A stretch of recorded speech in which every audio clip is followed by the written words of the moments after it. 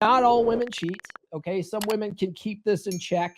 Just like a lot of you guys, you have urges to bang every girl in town, but you're not acting on it. Okay. So a lot of this red pill praxeology content.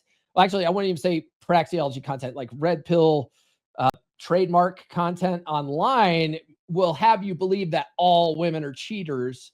And that's not necessarily true, right? But there are a lot of cheating women out there. There's a ton of them, right? But not all of them will act on it. So what they'll do, right, is very much like what guys will do, right? Guys who aren't getting their needs met, but they don't want to cheat, they develop addictions, right? Should we say that on YouTube? Probably not. Corn addictions. Okay. Well, what's women's typical equivalent of dirty videos, right? Some women watch dirty videos. In fact, who was it? Was it the Hub? The Hub put out stats on what people search for, and women look for grape and dominant, porn activity more than anything else. Is kind of funny to when you look into what women's fantasies really are under the hood, because they try to keep that stuff secret. But women like trashy novels, right? So they might dive into a bunch of trashy novels and go get a cucumber or something and satisfy that needs, but they don't want to bang you. They don't want to bang you. You're a good dad, but you're just not blowing her skirt up anymore, right?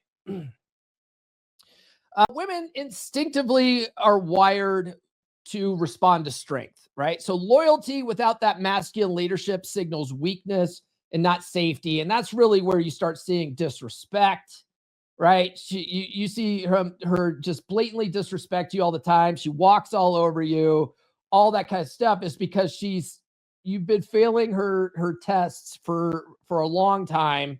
She's lost all respect. She has no feeling of safety or security in the relationship because you are not the guy that can handle life's challenges. This is why when guys really have a hard time in life and they break down and cry in front of their girl, women, I think that they want to be there for their man when he does that. And they think that they want to care when a guy breaks down and cries in front of her, but her evolutionary biology is just not wired for that.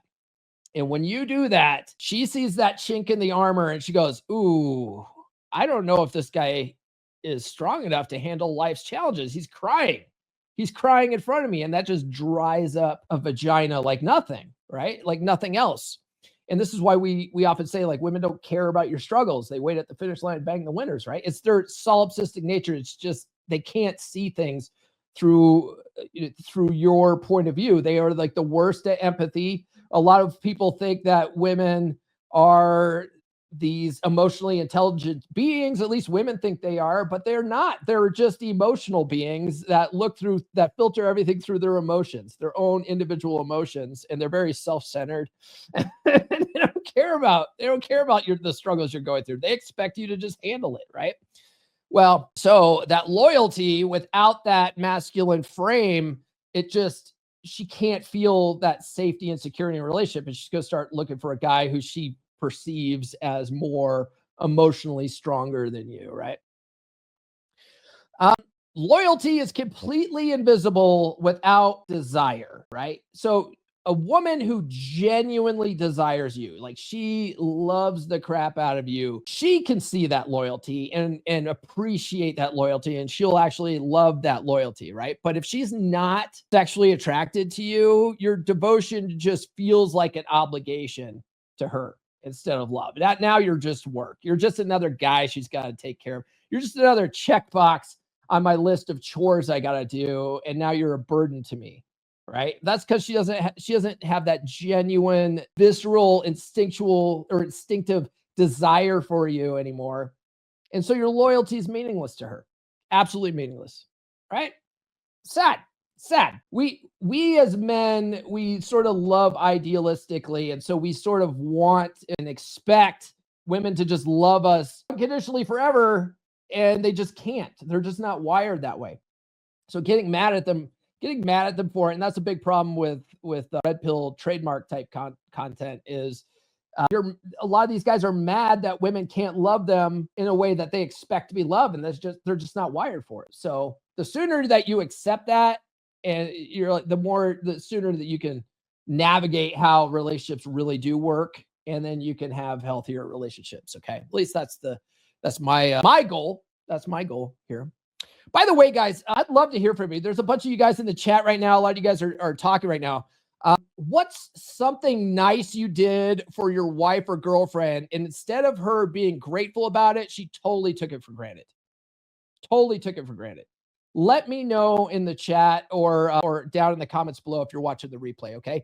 What's something nice you did for your wife or girlfriend, and instead of her being grateful about it, she totally took it for granted?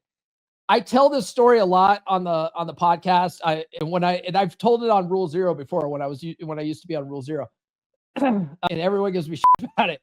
But it was a lesson I had to learn because I was your classic nice guy, right? Like I'm a recovering nice guy, just like most of you guys are. And one thing I did when I was in my relationship with Red Pill Chick was I thought that women loved flowers, and the key to a woman's heart is to give her flowers and gifts and all this kind of nonsense, right? And so for 4.5 years straight, every month I would buy her a big bouquet of flowers and have it sent to her work to get, so that all of her coworkers would see it and be totally jelly, and I would get the brownie points, right? That was a nice gesture in the beginning, and I think she appreciated it in the beginning when she was still sexually attracted to me.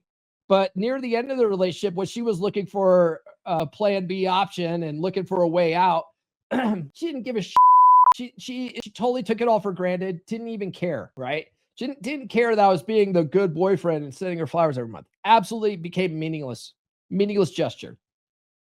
So it's something I'm like, oh, it's something you don't even have to do as a guy.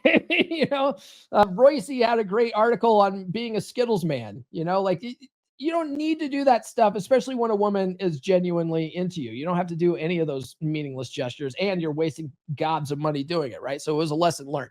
But if any of you guys had something like that, maybe not bad, that simpy, like, let me have it, okay? Like, I get it. It was a bad mistake.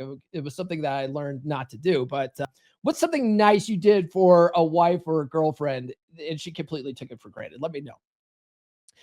Hypergamy is opportunistic, not romantic. So her instincts are about optimizing her and her children's future, not necessarily rewarding your sacrifice, right? She only cares about what you can give to her. Okay. Now, I will say this, usually if a woman has that genuine desire for you, it's not just about what she can get from you, right? She genuinely wants to be around you. She genuinely likes your company. She genuinely wants to jump your bones all the time. That's why we're like, this is why we really harp on genuine desire in this space, right?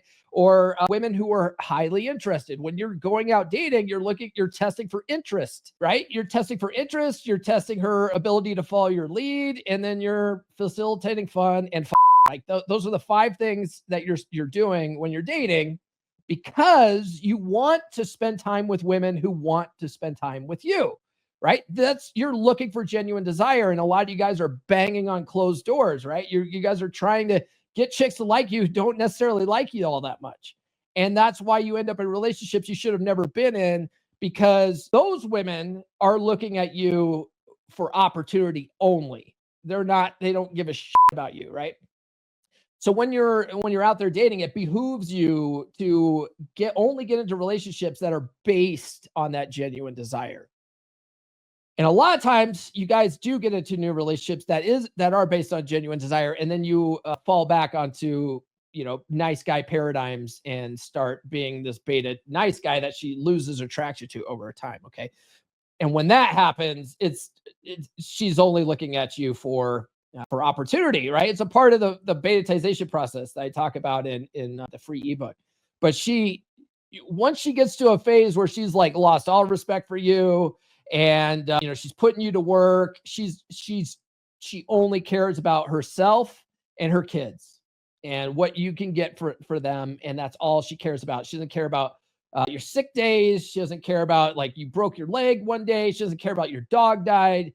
What can you give to me? Okay, that's what that ends up being. So you want to avoid those types of relationships, right? New episodes every Monday, Wednesday, and Friday. Subscribe now.